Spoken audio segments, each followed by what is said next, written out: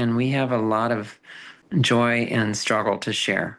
So don't be afraid of us, and don't be afraid of your children being who they are. This journey brings a tremendous amount of insight into humanity, and it should be celebrated, not feared.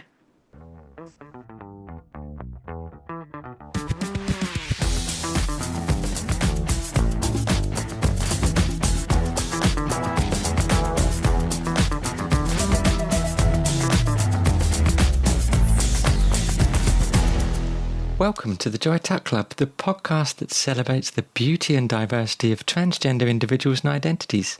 I'm Rachel, my pronouns are she, her, and with me is my wife and co-host, the beautiful Phoebe. Also she, her. Hey, you had some exciting news to share about some new listeners. Oh, I really do. Just need to say a massive thank you for tuning in from Kazakhstan and South Korea. You know who you are. They may, but we don't because it's all anonymous.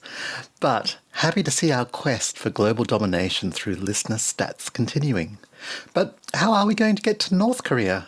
Well, maybe get the person in South Korea to chuck a phone over the border.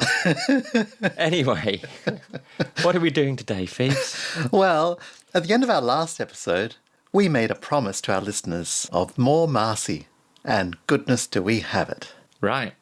That's Dr. Marci Bowers, the trailblazing surgeon, advocate, media figure, WPath president, and of course, trans icon. Yep, and I do want to say to anyone listening to this, firstly, thank you. And secondly, if you haven't heard the first part, you might want to jump across to it after this. The order doesn't really matter. I actually had to listen to the first cut of this while I was at work yesterday. My other work. Your other work, yeah. You're usually more prepared for these intros than I am. What did you think? Well, she doesn't hold back. There's a lot of interesting info on bottom surgery, both male to female and female to male, and surgical prep, and something about being responsible for the misuse of the term follicle scrape. The big question for anyone thinking about bottom surgery. Yeah, but you know what I loved hearing is the pride she takes in her work. Yeah, she describes it as art, and it's essentially one perfect stitch at a time.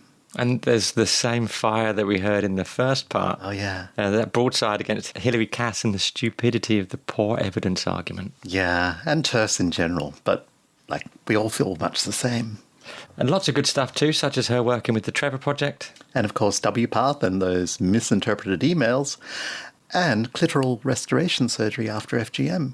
It's a lot. We better get on with it. Sure, but one last thing. Congratulations from both of us to her daughter, who was married last weekend in Scotland. Felicitations to you both. Yeah. Now, enough chit-chat. Twang those strings. Right. You've been called the transgender surgery rock star, the Beyonce of bottom surgery. Do you know how many trans men and women you've actually helped? Oh yes, I've numbered the surgeries I've done, at least in the for the trans feminine, the assigned male vaginoplasties. I have done, as of this moment, slightly north of 2,500. I'm at 2,511 now. Dr. Biber did 2,319, and he was listed in the Guinness Book of World Records. So, Okay. And what about phalloplasties? And I don't do phalloplasties, but I do metoidioplasties. In fact, that's right. I do. So it's creating a phallus from the testosterone enlarged clitoris. It's all the same tissue. This is another thing that conservatives don't seem to understand, is that it's all the same tissue. Yeah, just in a different arrangement. And there are even two scales. There's one called the Prater scale and one called the Quigley scale, and these are used at birth when the tissues are ambiguous and they aren't sure where and they basically, it's so arbitrary. It's basically a length chart where if the penis, or what appears to be a penis, is long enough, they're assigned male, and if it's shorter, they assign them female. And it's a continuum from female to male, both scales. Prater, Prader, and Quigley, Quigley. These are doctors that describe this phenomenon. It's intersex conditions are very common, and it's a Yeah. complete continuum from female to male. So, so this happens with not just occasional people, but every single male goes through this process, starting with female anatomy and going through a process of fusion and elongation, and that's it called a penis. And that's the only difference from that and a clitoris. Was this a realization that you had when you developed the simple Yeah, metoidioplasty technique? so I had transmasculine patients coming to me and saying that, look, these plastic surgeons, they want to give me this big, massive phallus, and it has no sensation and looks, sometimes. Sometimes they're quite lovely, and they don't get me wrong. There's a lot of exquisitely good phalloplasty surgeons out there, but the donor site scar on the forearm or the abdomen or where, that it's a big cost. Yeah. And yet you have this same thing. Like I'm saying, it's a phallus. The clitoris on testosterone climbs this Quigley scale, and next thing you know, you've got this thing's pretty big. And if you release it from the labia minora, just knowing anatomy, and then you just round that, you just do it, and what embryology would have done had they had a Y chromosome, which would have forced this blah blah blah blah. I just surgically just bring this around, and it's a penis, and it gets hard like a penis, and people can use it sexually like a penis. They can penetrate like a penis. They can play with it like a penis. I mean, it gets hard like a penis. It's a penis.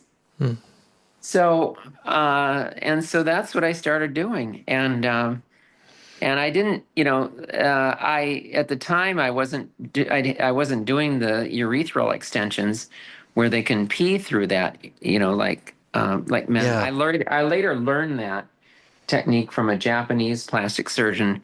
But this so-called simple metoidioplasty without a urethral extension, it's still popular today. In fact, I did one yesterday. Oh, wow. Right. So the numbers of those, they're nowhere near the vaginoplasties, but I've done easily 400 to 500 of them easily over the years. Yeah. Wow. And what techniques do you prefer for vaginoplasties? Well, there's always the new kid on the new shiny new toy type thing, and so the peritoneum is an important advance. It's an old technique. It was a Russian gynecologist, actually by the name of Davidoff, and so it's basically creating using a part of the stomach lining, the abdominal lining, to extend the length of the vagina. And it was popularized when there were cis women born with something called vaginal agenesis, where the vagina doesn't form. And so that peritoneum was used to give them adequate depth. And it really is a better technique than using what my predecessor did, a split thickness skin graft, which also is disfiguring and doesn't have, and so this peritoneum can regrow inside after it's harvested. It's really a good advance and a good problem solved, but it's not good as a primary procedure. And slowly there's getting to be consensus that it shouldn't be. The problem is that patients are coming in, it's just like advertising for drugs, a new medication that comes out. Patients come in, being their own doctor basically and demanding, I want peritoneum without really even knowing what the implications are. Right. And I think that's a very dangerous thing when so in that sense, I agree with RFK, which I can't believe, but I don't think I don't think pharmaceutical companies should be marketing medications. I think you shouldn't have patients trying to be their own doctor, just like you shouldn't have patients demanding their own surgeries. A lot of trans people don't have a choice, though. They have to be their own doctor, especially in the UK, because the GPs aren't there to support us. Yeah, that's a problem too. Yeah, big problem. You're right. And so I guess I've got to be careful how I phrase that. Yeah. Yeah, you're absolutely right. But you see my point is that, you people shouldn't be making the decisions for their doctors. And doctors, of course, need to be, on the other hand, need to be educated about what's out there. But the peritoneum is important as in the puberty blocked individuals, and when there is what's called severe penoscrotal hypoplasia, where things just don't develop, or for revisions. So the problem is if you do it primarily, you don't have, and frankly, the penile inversion makes the most sense because it's the same lining as every other vagina. Yeah. It's squamous epithelium, so it's the same. So it makes the most sense. All vaginas, including cis women, are inversions. It's the skin from the perineum, the bottom area that migrates or invaginates, and so that's really what we're doing in. I think embryology is the most important element of what I and how I practice. Knowing how it develops. Knowing how a fetus develops. It really informs how I approach both of these procedures for sure. And then you would never accept as some sort of last resort deal with the colon. Well, it's not never, and there are a lot of patients who have very high satisfaction with it. But from a gynecologist and a standpoint, and as a woman, I don't find the look or the anything about them very appealing. But functionally, as a sexual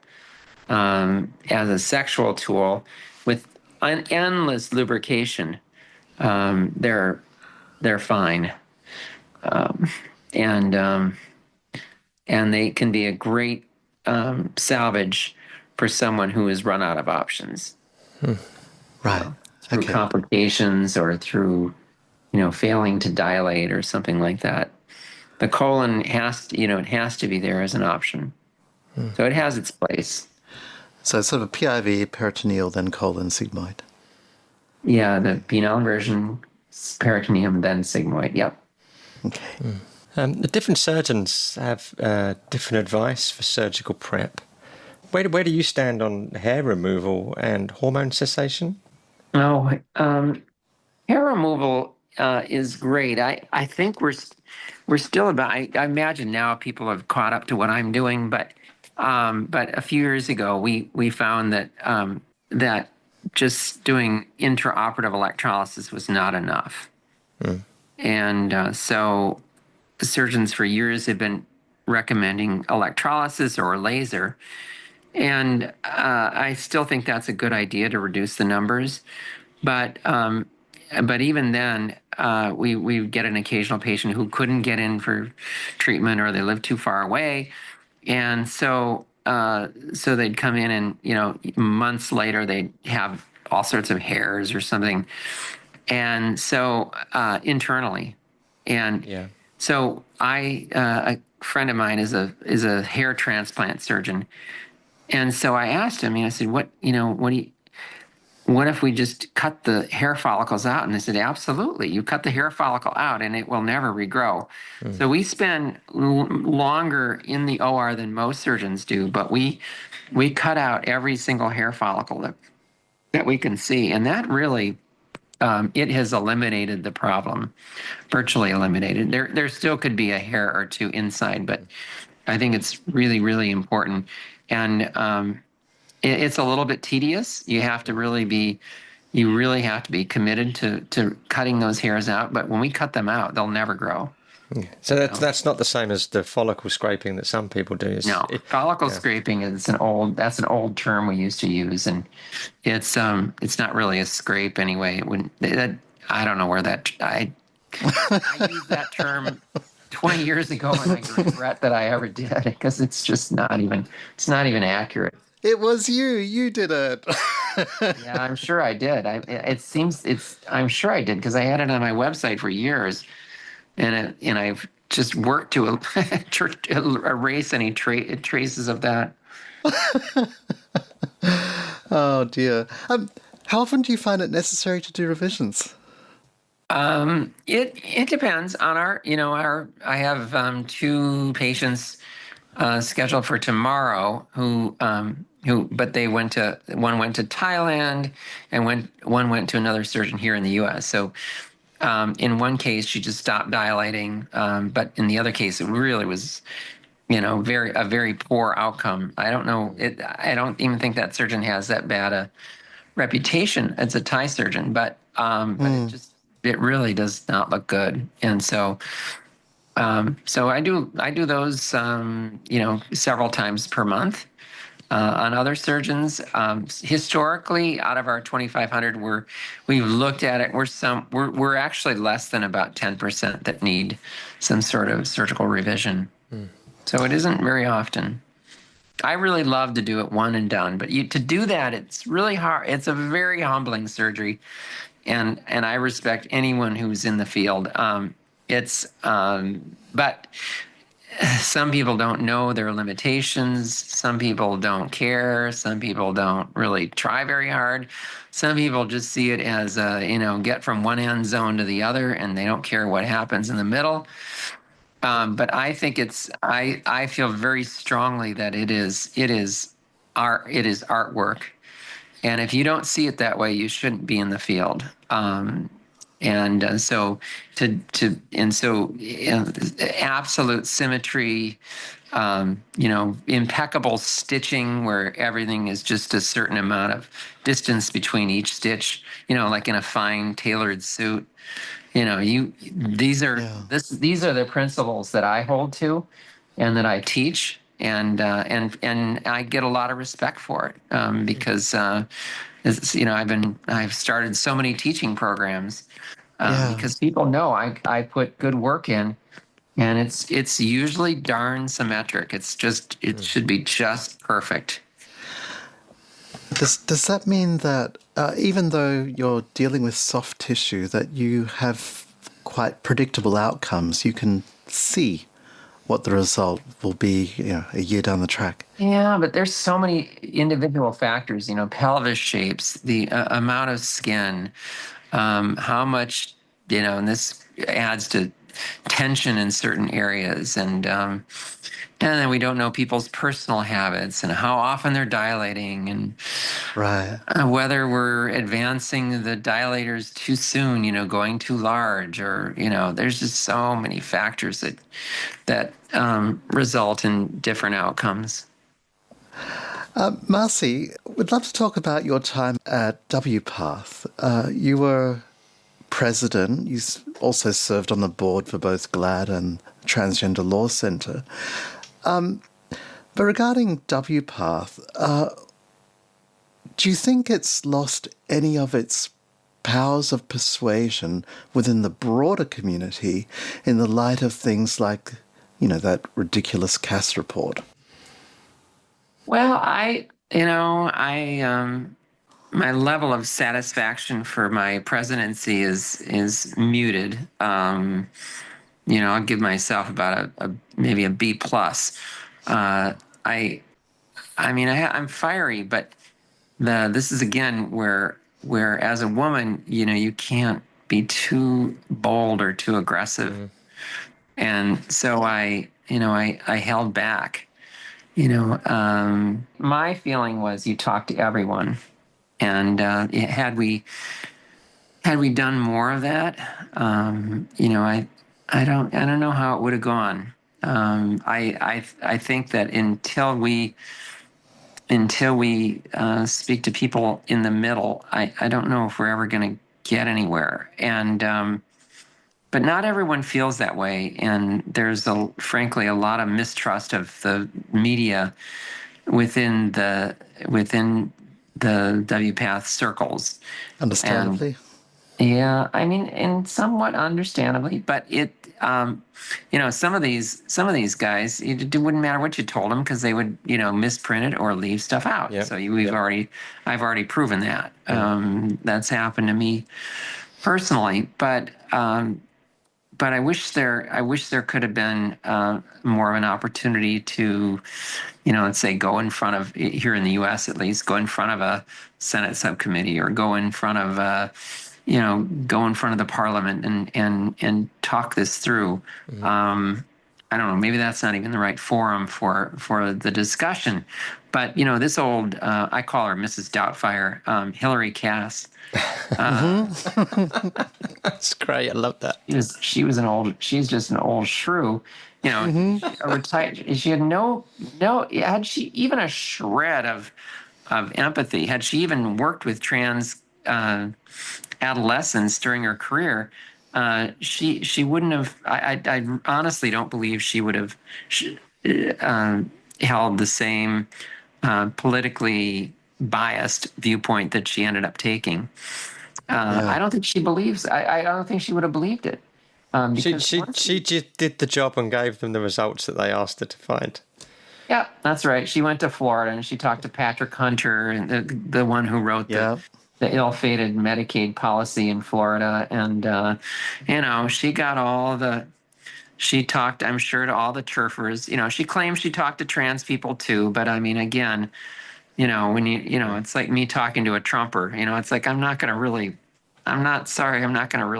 buy into what you're saying, and it's like her mind was already made up. Yeah.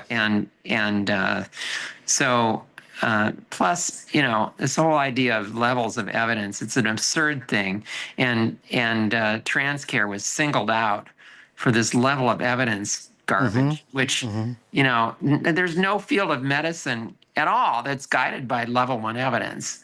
Really, there's just it doesn't exist for a lot of the things that we do. I shouldn't say there's no field, but you don't do randomized, double-blinded, controlled studies when you've got an outcome that could be life-threatening. You don't do double-blinded, randomized studies for acute appendicitis. You don't randomize them into a non-treatment Yes. arm. Yeah. You're a fool. You don't do that. And that's basically what this level of one evidence argument was asking. Like treating cancer with a placebo. Come on, are you crazy? Why would you do that? Yeah. Yeah. You're not gonna treat cancer with non-surgery. You're not gonna treat a cleft palate with non-surgery. So therefore there's not level one evidence. It's that simple. But it was just all, it was all part of a preordained message that they were, they didn't, she's, I don't know what her turf or whatever, whatever disparaging, outsider opinion there was. But I think the burden of proof is still going to be with the trans community, and probably with WPATH. Yeah. It's just, we've got some questions to answer, and when the answers come out, the question is, will anybody listen? Right. Well, and they already tried to destroy WPATH's credibility. Yeah, it seemed like a frontal assault. Yeah. There was the whole the WPATH files, right? All this just a sham. It's ridiculous. Can you sum up just a position statement on that sort of nonsense? Yeah, I can't. Well, let's see. Can I talk about this?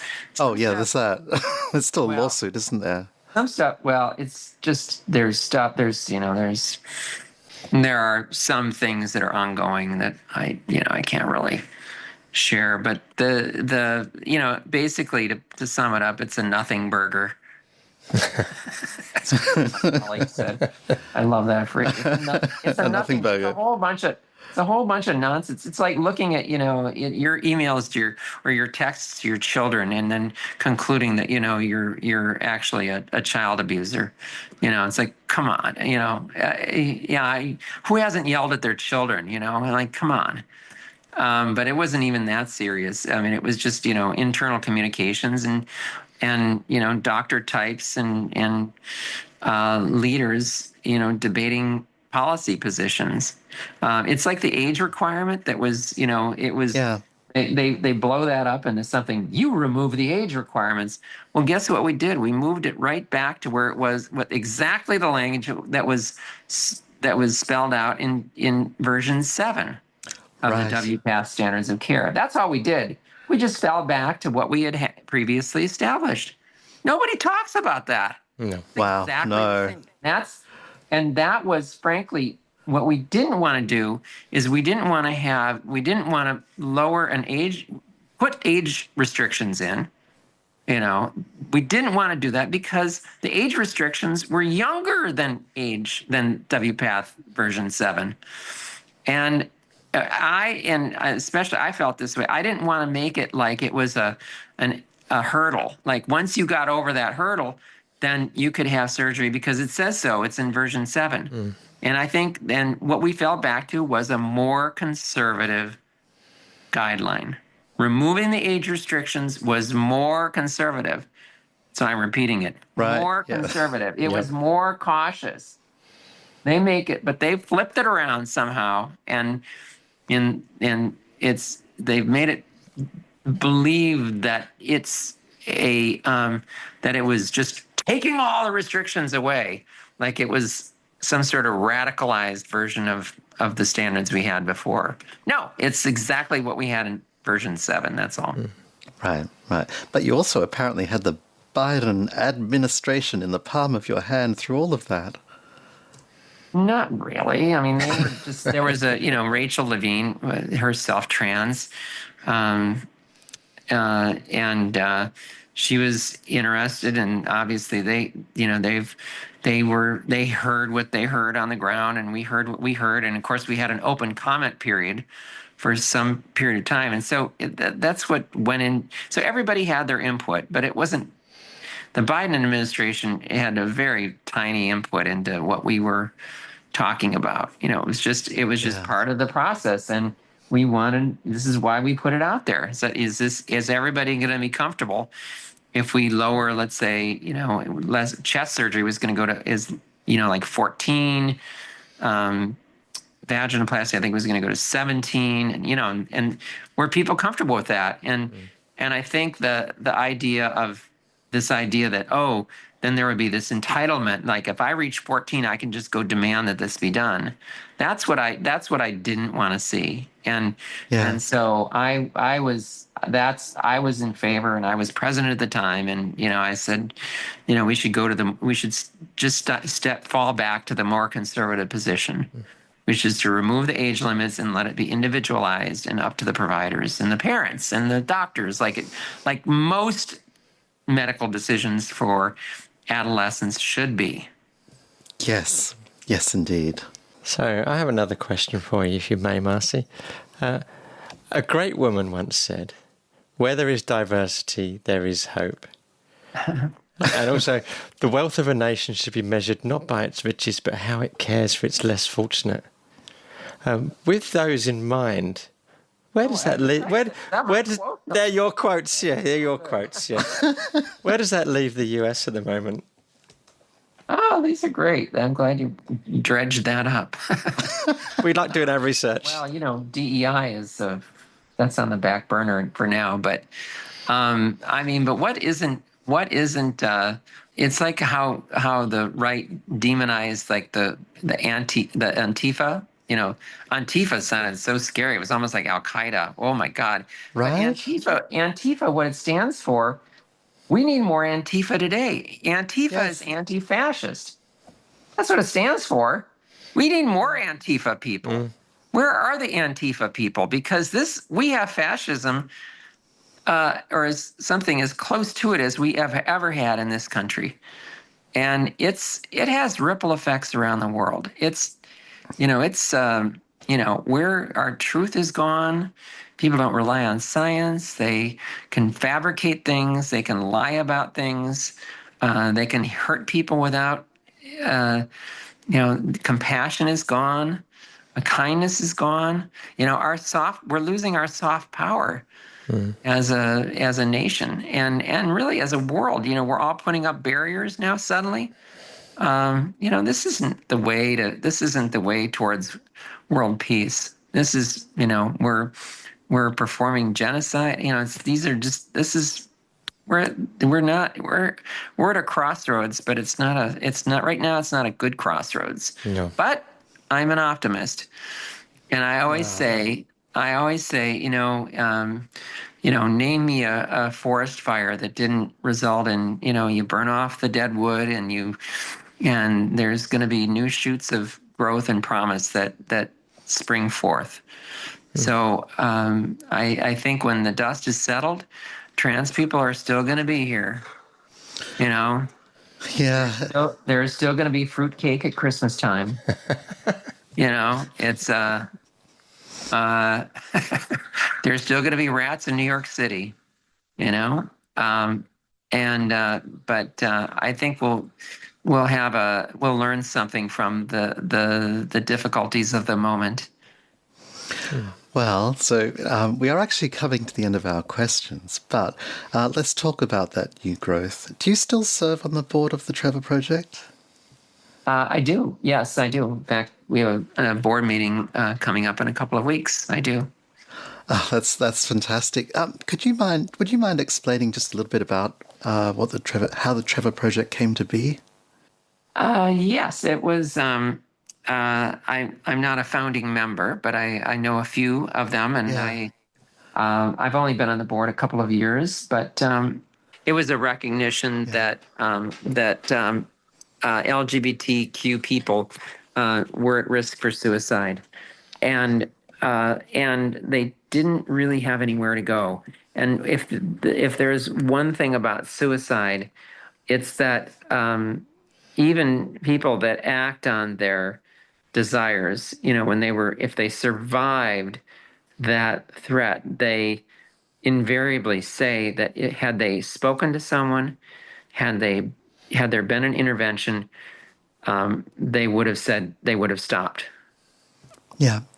And so it's a really simple concept, but it's basically putting access to another well-trained but caring individual to stop you at that moment and to say, look, there's something better. Let's talk through this. And that simple act of intervention, having it at someone's fingertips, they can call 988, there's somebody there. And that little recognition, it's a huge thing. And I do believe it's saved many, many lives over the years. That little bit of intervention is often all it takes. Right. So that was the concept. There's a Peggy Rashke. She did a film. I believe it was an Academy Award-winning film. I believe, and shortly before that, and sorry, I should have the name of it at my fingertips, but Carolyn Bird was another founding member. And I believe this was in the early 2000s. And so, they realized that, that this was important. And so they got together a network of call centers and did fundraising to support this project. And now, as you may know, we've expanded into Mexico. So that was our first. We debated where we would do that. Well, we chose Mexico. Yeah. And that has continued and been also very successful in having that bit of outreach for someone who otherwise might feel marginalized. Yeah. Do you know how the service has coped since the current administration took over? Has there been an uptake in its usage? Yes, it was a big surge in the initial weeks to months, and it's very scary right now for young people. I don't know, I haven't even allowed myself. No. the how to think of myself of what I would have been like if I was, 8 or 19 years old and feeling like I did in my day today. That would be, it would be unimaginable. In so many ways, things are better. And I think that is hopeful. Obviously, people are, it's not like, my day, they didn't even know what a trans person was, let alone a gay person. Well, we didn't realize growing up that the gym teacher and the librarian who were roommates were actually lovers. We didn't we just, that wasn't in our equation. So in the sense that people are at least aware that there really are LGBTQI persons living healthy, happy lives. I mean, that's really encouraging. But still, there are people that are, they feel backed into a corner or bullied or threatened. I was bullied growing up, and I don't know, I was lucky because I had a really nice family to come home to. And so if I could just get through my school day and not meet my bullies, I I I always had somewhere to go home to. But not everybody has that. No. And so it's a really important service. No, we had a conversation the other day because both of us grew up not knowing that we were trans. We knew we were different, but we had the conversation about whether we were better off growing up not knowing what we were, or whether the kids nowadays are better off knowing that they're trans and not being able to do anything about it. And I think the conclusion we came to was we were better off. Yeah, it's very true. Yeah, it's a terrifying thought but I think in other ways, yeah, I don't regret a bit, my life. I reached my early 30s when I finally had to act on my feelings, but probably probably if I had transitioned when I left college to transition at 19, but I had no resources, didn't know what to do. So it took me another, 15, 16 years to get back to it. But if I'd done it today, yeah, I'd have been I'd probably have disappeared into I'd be probably another Real Housewife of New York City. Do you have a message for the TERFs, the GCs, the anti-trans activists who suggest that teens don't need gender-affirming care, that these suicidal kids calling the Trevor Project should just get over it? They need mental health support, conversion therapy, or maybe they should just find God instead. Instead of realizing that God is in all of us, isn't right? Yeah. I was made like this, yes. Yeah. How arrogant of them to just deal with it. It isn't a journey that you necessarily want to pass on to anyone, including your own children. It's a very tough, individualized road, and but it's just like any other aspect of diversity. It's inherent, and it's probably biologically based. It sounds great to try to put a cork on it and put it off until you can make an adult decision. But the truth is that it leads to more surgeries. It leads to maybe a more difficult time socially than if you'd I wish I'd have transitioned when I was 18 or 19 years old, but but it is what it is, and life goes on. But I just think that really speaks of a lack of compassion, and I guess that would be my bottom line: is that rather than being exclusionary, I think that feminists should see that we really are women, and we have a lot of joy and struggle to share. So don't be afraid of us, and don't be afraid of your children being who they are. This journey brings a tremendous amount of insight into humanity, and it should be celebrated, not feared. We've got one final question. What's next for Marci Bowers? What's your future look like? Are you going to write a book? Oh yeah, my book is, yeah. That's, if I can just break away from surgery a little bit, I'm doing that. I do we just completed our 6th mission to Africa, teaching doctors to do clitoral restoration. I mean, I'm the first. It's that journey alone is just, it's worth a whole podcast. Yes. And how I got into it, it's extraordinary, and I could have never done it had I not been involved, had I not transitioned, had I not been involved in gender affirming surgery, and what woman wouldn't be, proud of me, representing other women, for being the first woman to lead a group to Africa to teach clitoral restoration.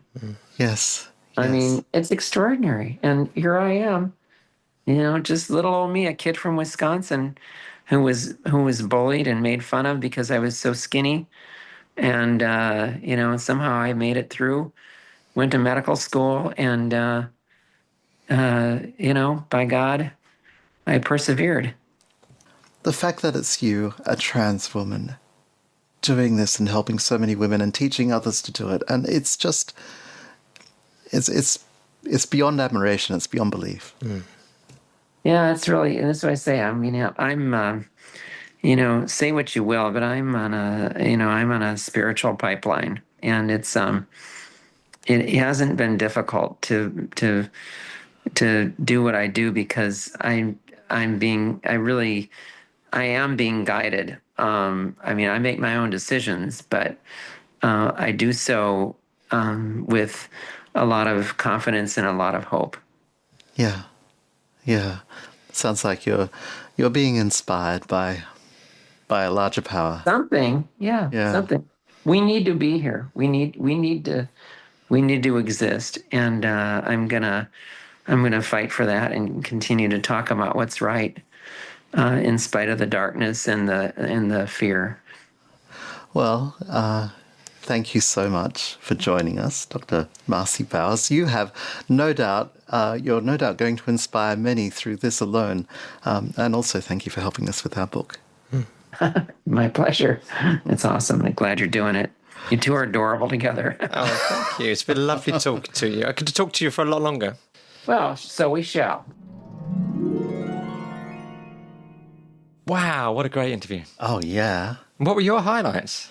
Oh, let me think where we touched on... Well, I'll tell you, for me, sorry to cut across you there, but for me, the one thing that stuck out, and it's quite funny because it's the opposite of sticking out, is the 2,500 vaginoplasties. Yeah, indeed. Surpassing her mentor's world record. That's right. Yeah. And I love it being pointed out that a neoved vagina has the same tissue as a homegrown one. Homegrown. Yeah. The other thing I've got some in a test tube over there. by the window. Yeah. Her shaming of Hilary Cass, the shaming of the shrew. Oh, very clever. That was great. I loved that as well. She's feisty as ever. Right. You wouldn't do a double-blind study on appendicitis, would you? And she also had that really important message, is to all parents, don't be afraid of your children being who they are. Very much so. And... in line with that, where there is diversity, there is hope. Absolutely. Let's hope so. Yeah. So that is it for this episode of the Joy Talk Club. We hope you've enjoyed our extended visit with Dr. Marci Bowers. No, we certainly have. Yeah. But in our next episode, Phoebes, I'm excited about this one. Go on. We'll be talking to someone who's given me multiple punctures to the head. And it wasn't me. No. No. It was... You know. The fabulous Dr. Dylan Fernando. Handsome, beautifully spoken, a wonderful ally, and a sponsor of our book. What's not to like? Yeah. But seriously, he has some absolutely vital advice for anyone looking into hair restoration. We covered a lot of important ground in this one. One follicle at a time. We had some laughs too. So until then, thank you, dear listeners, for tuning in and being part of our community. If you want to connect with us further, please visit our website, redandfreckles.com, where you can keep up to date on all things red and some of them freckly. Indeed. You can also follow us on Blue Sky, Threads, Instagram and Facebook, but not Twitter. And where we use the handle @Two Damp Trans on all of our platforms. You can DM us if you have any questions or topics you'd like us to discuss. Absolutely. And please don't forget to subscribe and rate us on Spotify, Apple, YouTube, wherever you listen to podcasts. We're on all the popular platforms now. And even some of the unpopular ones too. Indeed. We appreciate your feedback and support. So until next time, remember you are valid. You are beautiful. And you are transcending boundaries.